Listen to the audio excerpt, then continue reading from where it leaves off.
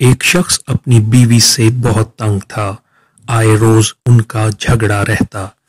ایک دن اس ستائے ہوئے شخص نے وکیل سے مشورہ کیا، اگر میں اپنی بیوی کو طلاق دینا چاہوں تو کم از کم کتنا خرچہ آئے گا؟ وکیل نے جواب دیا، 3000 میری فیس، تقریباً اتنی ہی رقم کورٹ فیس کی، عدالتی کاغذ، سٹیمپ اور حق مہر اس کے علاوہ ہوگا۔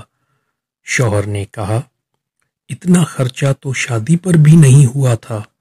200 روپے نکاح خواہ کو دیے اور 300 روپے میں نکاح کی مٹھائی آ گئی تھی۔